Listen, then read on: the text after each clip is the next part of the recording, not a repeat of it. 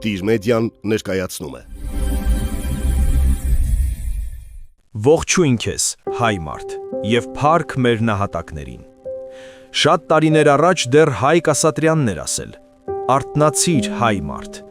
եւ դա վերջապես տեղի ունեցավ։ Մենք երկար ժամանակ կարծում էինք, որ իշխանությունը անհասանելի ինչ-որ բան է, որ այն ստեղծում են ուրիշները, որ մեզանից ոչինչ կախված չէ։ Եվ սա իմ կարծիքով բոլշևիզմի ազդեցությունն էր։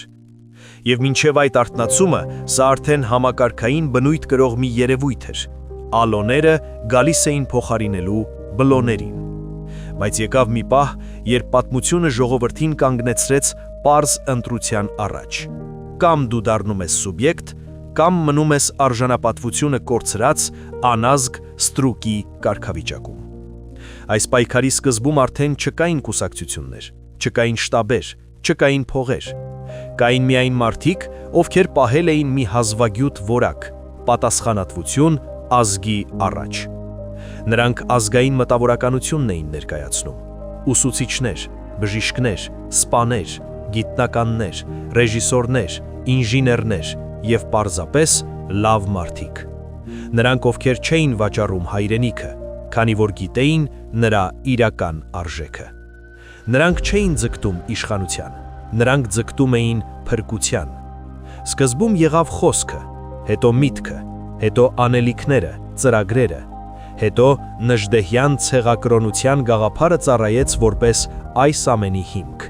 և միայն հետո փողոցը։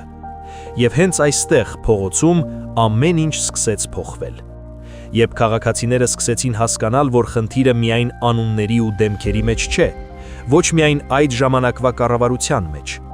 Հայերը գիտակցեցին, որ խնդիրը համակարգային է, որ իշխանությունն ու կառավարությունը ոչ թե նպատակ են, այլ ընդամենը գործիք օտար ուժերի ձեռքերում։ Մարդիկ սկսեցին հասկանալ, որ իրենց կառավարում են ոչ թե նրանք, ում իբր ընտրել են, այլ նրանք, ում երբեք չեն տեսել ու չեն էլ ճանաչում։ Սկսեցին հասկանալ, որ եթե չգնան համակարգին դեմ, կփոխվի միայն ձևը, անունները, բայց ոչ էությունը, ամեն ինչ էլ ավելի կվատանա։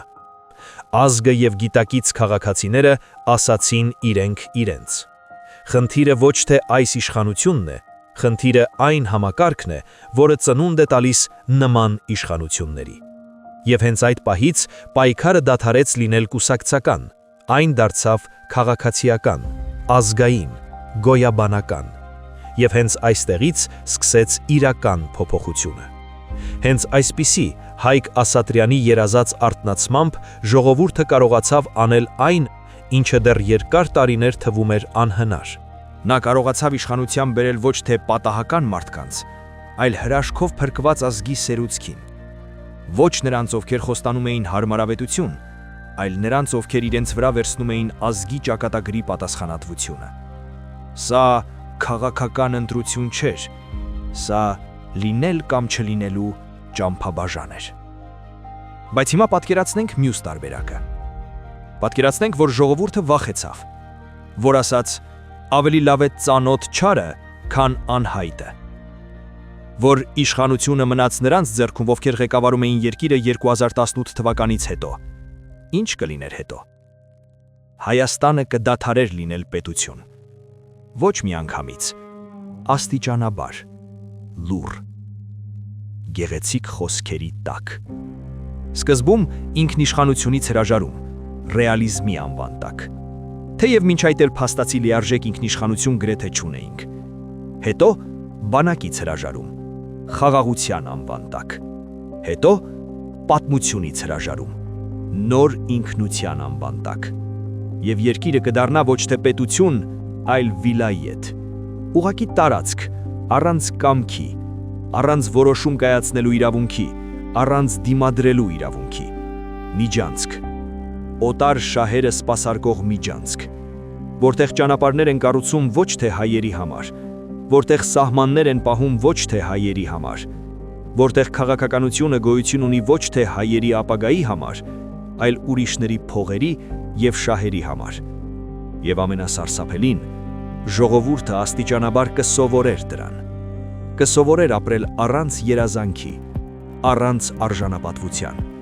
առանց ոչ ասելու իրավունքի։ Սակայն բարեբախտաբար պատմությունը գնաց այլ ճանապարհով։ Ոչ թե այն պատճառով, որ հեշտ էր, այլ որովհետև նահանջելու ոչ տեղ կար, ոչ էլ ժամանակ։ Հային սեղմել էին շատ ձիգ ու ամուր զսպանակի պես։ Պահն էր եկել զսպանակի հետ հարվածի։ Ժողովուրդը արեց հազվագյուտ ընտրություն։ Նա վստահեց իշխանությունը ոչ թե նրանց, ովքեր խոստանում էին հարմարավետություն, այլ նրանց, ովքեր իրենց վրա վերցնում էին ազգի ճակատագրի պատասխանատվությունը։ Եվ քանի որ հայ մարդը գնաց ազգայինի հետևից, իմ օրերում արդեն 2055 թվականին Հայաստանը վիլայետ չէ, միջանցք չէ, սպասարկող տարածք չէ, այլ երկիր է և պետություն, որը իր քաշն ու խոսքն ունի աշխարհում։ Եվ իմացեք, այս ամենը հնարավոր եղավ միայն ու միայն բոլոր ժամանակներում պայքարող և մարտնչած բազմաթիվ անգին հայորդիների կյանքերի գնով։ Հավերժ փառք նրանց։ Իսկ թե ինչպես հայ մարդը փոխեց պետության կառուցվածքը, բանակը և կրթությունը, դա արդեն մյուս պատմությունն է։ Բաժանորդագրվեք Դիր մեդիայի ալիքին։